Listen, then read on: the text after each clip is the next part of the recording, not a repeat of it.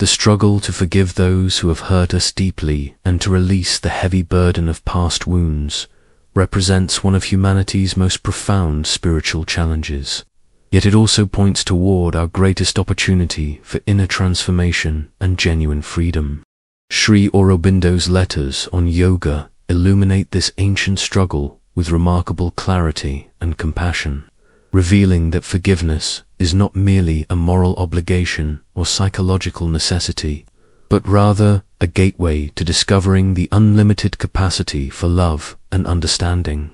that constitutes our deepest spiritual nature. In a world where old hurts accumulate like layers of sediment in the heart, where betrayals and disappointments can become prisons that confine us for years or even decades, these teachings offer something revolutionary: the recognition that true liberation comes not through forgetting or excusing harmful actions, but through awakening to a consciousness so vast and loving that it can hold all experiences within its embrace without being diminished or poisoned by them. The difficulty we experience in forgiving others often stems from our identification with the ego mind that interprets every slight, rejection, or injury as evidence of our fundamental unworthiness or the world's inherent hostility. When someone breaks a promise that was important to us, when a trusted friend reveals our confidences, when family members fail to support us during difficult times, or when romantic relationships end in betrayal and disappointment, the wounded ego creates elaborate stories about what these experiences mean about our value as human beings and our prospects for future happiness and security. These narratives become the chains that bind us to cycles of resentment, self-pity, and defensive withdrawal from the very connections we most deeply crave.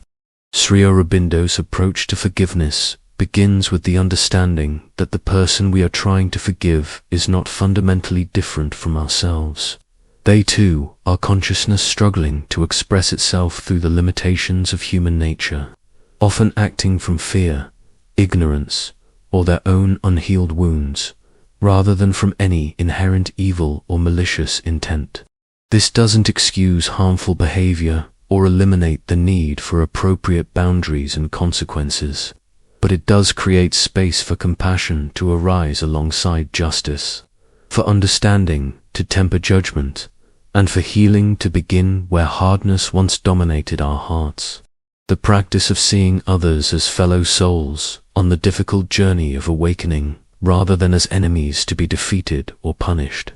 opens doorways to emotional freedom that remain closed as long as we maintain rigid categories of victim and perpetrator, innocent and guilty. Perhaps most importantly, these teachings reveal that the forgiveness we extend to others is inseparable from the forgiveness we learn to offer ourselves for our own mistakes, failures, and limitations. The harsh critic that judges others so severely for their imperfections is often the same voice that condemns us mercilessly for our own human struggles and shortcomings. Learning to hold our own journey with compassion, acknowledging our mistakes without defining ourselves by them, recognizing our limitations without losing hope for growth, accepting our current level of development whilst remaining open to transformation creates the foundation from which genuine forgiveness of others can naturally arise. The letters on yoga emphasize that true forgiveness is not a single act of will, but rather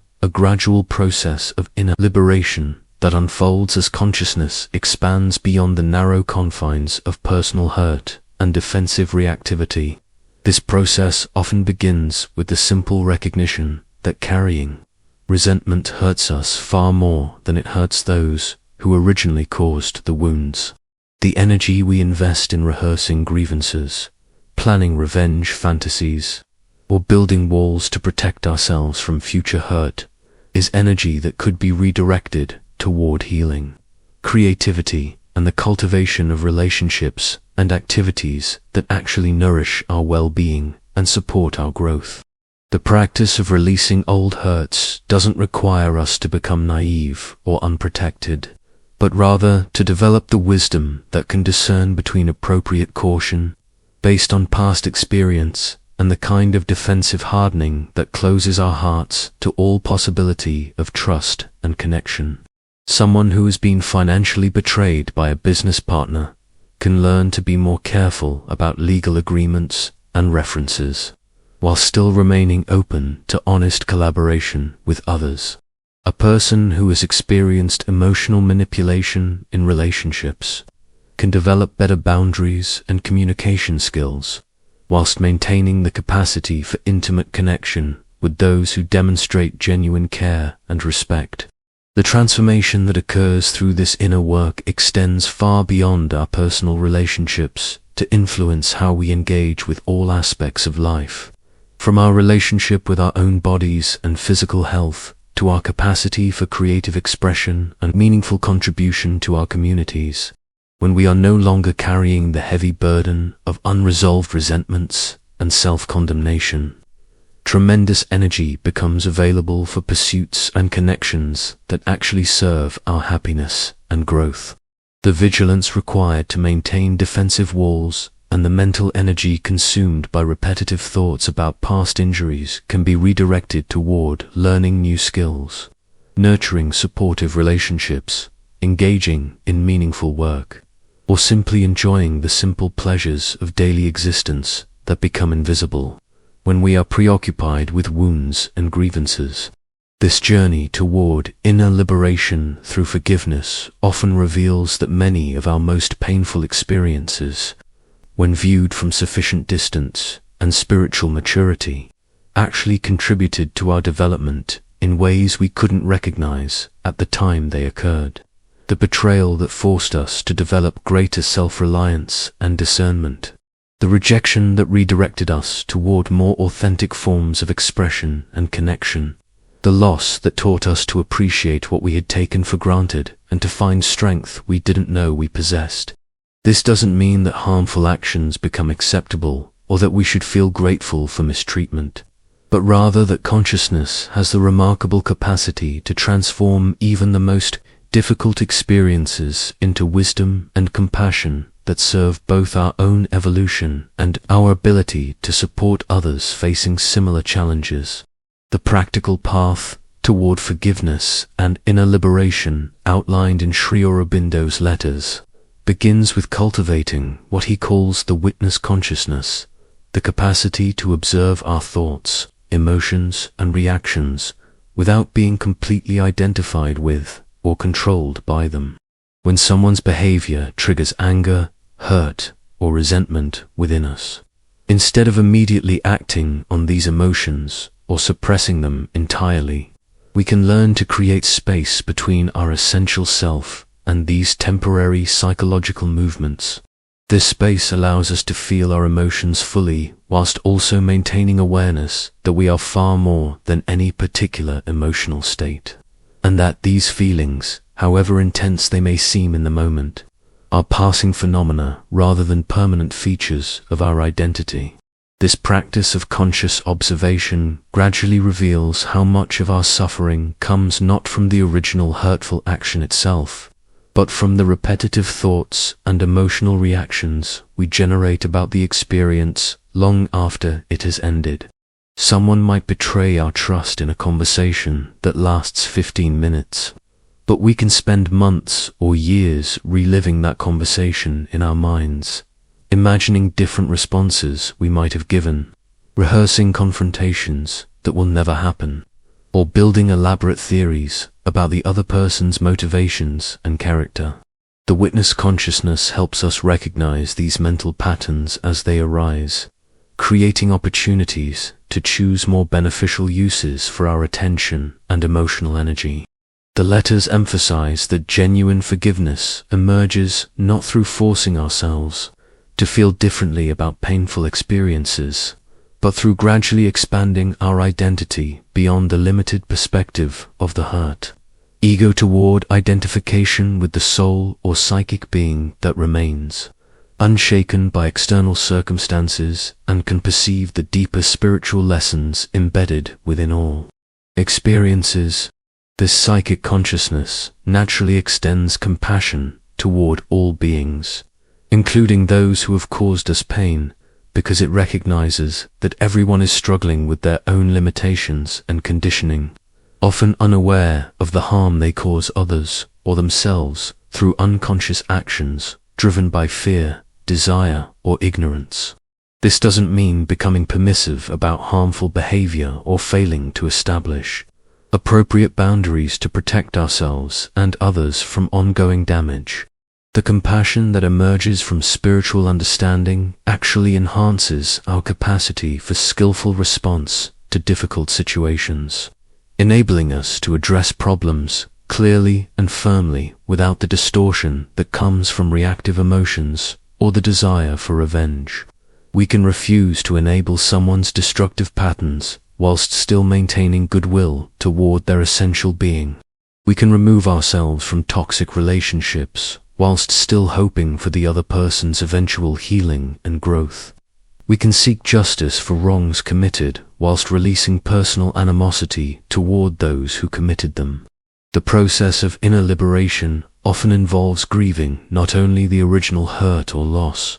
but also the dreams and expectations that were shattered by the painful experience. When a long-term relationship ends badly, we grieve not only the loss of that particular person, but also the future we had imagined sharing with them, the security we thought we had found, and perhaps even our faith in love itself. When a trusted friend betrays our confidence, we mourn not only the damage to that specific friendship, but also our innocence about human nature and our confidence in our ability to judge character accurately. Allowing ourselves to feel these losses fully, rather than rushing to get over them or pretending they don't matter, creates space for genuine healing to occur and for new possibilities to emerge from the ashes of what has been destroyed. The spiritual understanding that develops through this work reveals that forgiveness is ultimately about freeing ourselves rather than changing or helping the person who hurt us. While our forgiveness may indeed contribute to their healing and transformation, especially if it's communicated with wisdom and appropriate timing, the primary beneficiary is always ourselves. The resentment we carry toward others creates internal toxicity that affects our physical health,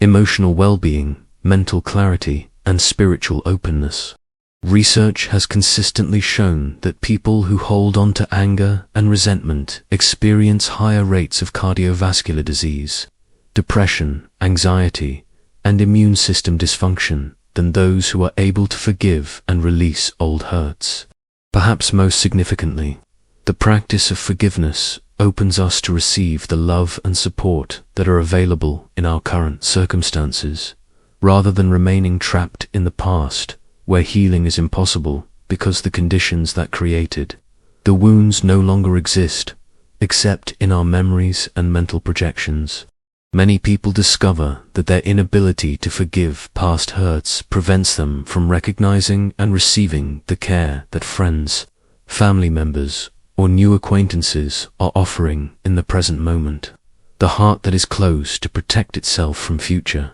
betrayal is also closed to the nourishment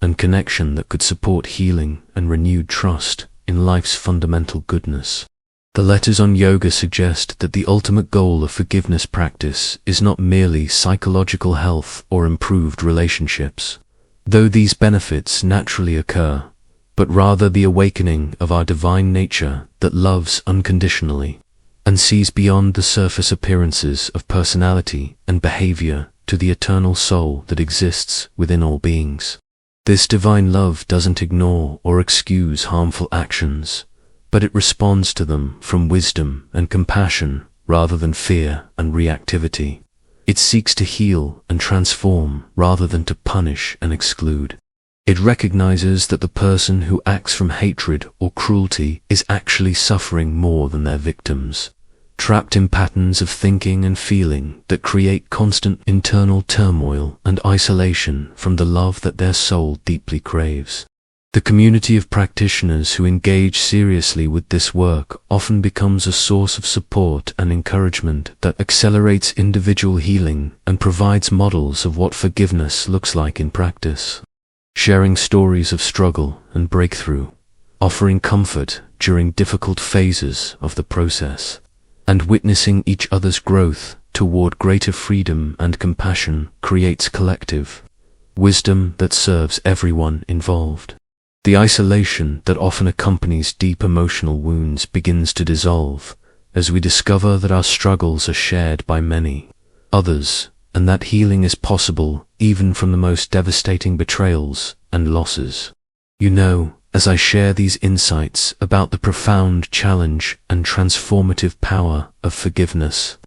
my heart is deeply moved by the recognition that everyone listening to this has carried wounds that seemed impossible to heal, betrayals that shattered their faith in human goodness, and disappointments that made them question whether love and trust are worth the inevitable risks they entail. If you're here exploring these teachings about inner liberation, you're already demonstrating the courage that spiritual growth requires, the willingness to face painful truths about yourself and others whilst remaining open to possibilities for healing and transformation that your wounded heart might find difficult to believe.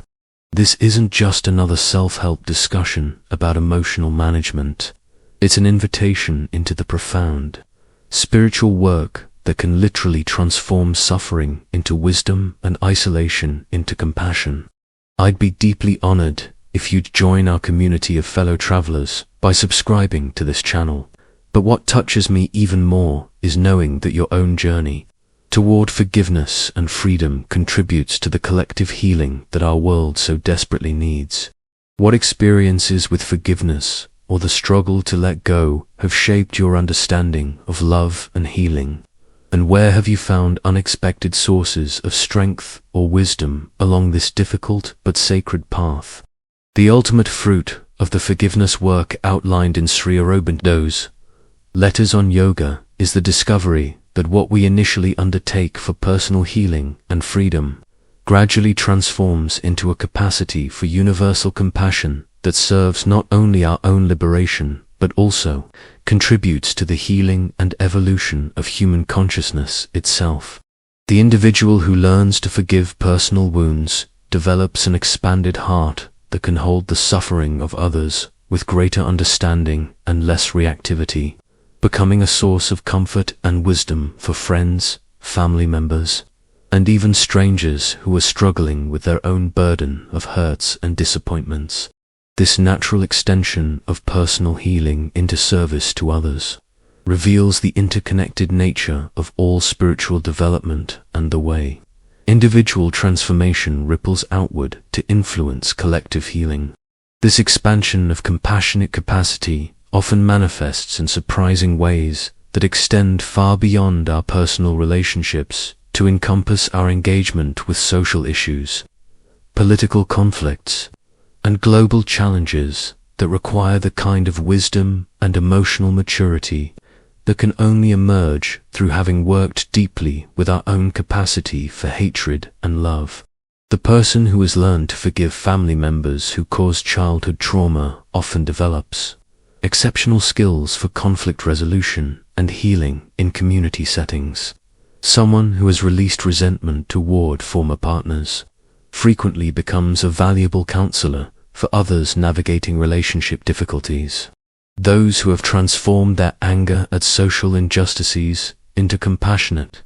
action often become effective advocates for positive change, without the bitterness and burnout that characterizes much contemporary activism. The letters reveal that true forgiveness ultimately transcends the personal realm entirely, becoming what Sri Aurobindo calls divine forgiveness, a quality of consciousness that sees beyond all surface appearances of good and evil, right and wrong, to the underlying unity that connects all beings in their deepest essence. This doesn't mean becoming morally relative or failing to discriminate between helpful and harmful actions, but rather responding to all situations from a center of love and wisdom that seeks healing and transformation rather than punishment and exclusion. This divine perspective naturally generates responses that serve the highest good of all involved,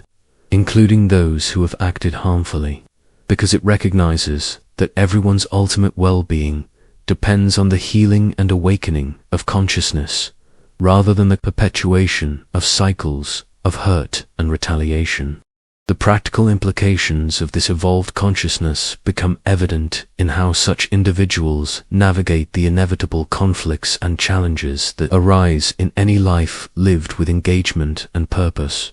Instead of allowing disagreements to escalate into personal attacks or permanent estrangements, they maintain focus on the issues themselves whilst preserving respect and goodwill toward the people involved. They can acknowledge legitimate grievances and work toward just solutions, without demonizing those who have different perspectives or interests. They bring creativity and patience to problem-solving processes that might otherwise become stuck in rigid positions and defensive strategies. Perhaps most remarkably, this matured capacity for forgiveness often enables people to maintain loving connections with family members, friends, or community members who continue to struggle with their own limitations and occasionally cause fresh hurts or disappointments. Instead of writing off relationships entirely when conflicts arise, they develop skills for addressing problems directly whilst maintaining long-term commitment to the relationship itself.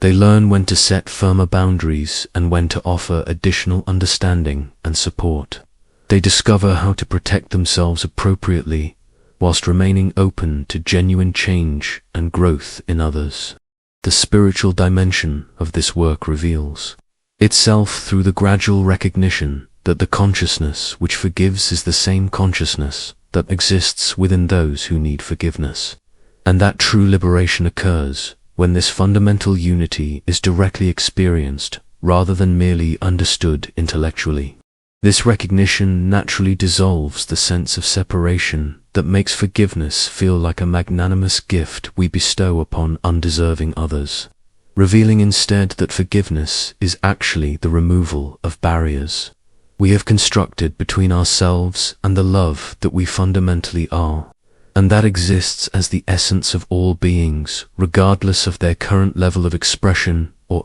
development. The healing that emerges through this recognition extends into every aspect of life, transforming not only how we relate to difficult people and painful memories, but also how we engage with our own mistakes, limitations, and ongoing areas of struggle and growth. The harsh self-criticism that once drove us to achieve or perform in order to prove our worth gradually softens into compassionate accountability that acknowledges errors, whilst maintaining confidence in our capacity for learning and development. The perfectionism that once made every mistake feel like evidence of fundamental inadequacy transforms into a realistic understanding of the human condition that allows for steady progress without the exhaustion that comes from impossible standards. This inner transformation naturally influences how we approach all forms of creative expression, professional contribution, and community involvement, enabling us to offer our gifts more freely because we are less concerned with protecting ourselves from criticism or failure. The energy that was once consumed by defending against potential hurts becomes available for authentic engagement with whatever opportunities and challenges life presents. Relationships deepen because we are able to be more genuine about our own struggles and more accepting of others' imperfections. Work becomes more fulfilling because it can emerge from intrinsic motivation rather than the need to prove our worth or gain security through external achievement. The recognition that emerges through sustained practice is that forgiveness is not something we do occasionally when circumstances require it, but rather a continuous way of being that naturally arises when we remain connected to our deepest spiritual nature. This forgiveness is not weak or passive, but rather represents the strongest possible response to hatred and harm, the refusal to participate in cycles of retaliation that perpetuate suffering whilst maintaining clarity about what serves genuine healing and positive change. As we conclude this exploration into the transformative power of forgiveness and inner liberation through Sri Aurobindo's teachings, my heart overflows with deep appreciation for every soul who recognizes that the journey from hurt to healing from resentment to release, is perhaps the most sacred work we can undertake in service to both our own freedom and the evolution of love and wisdom in our world. The path these letters illuminate is neither quick nor easy, but it leads to a quality of life that is so rich in meaning, connection, and creative possibility that the effort required becomes itself a source of joy rather than burden. If these insights about forgiveness and liberation have touched something real in your own experience, if you can sense the possibility of transforming your relationship with past hurts into gateways for greater love and wisdom, then you're already walking the path of inner freedom that Sri Aurobindo described with such clarity and compassion. I would be deeply moved if you'd continue this exploration with us by subscribing to our channel. But what inspires me most is hearing about your own journey of learning to forgive and let go. What experiences with forgiveness have taught you the most about your own strength and capacity for love? What practices or insights have helped you release old hurts and open to new possibilities for healing and connection?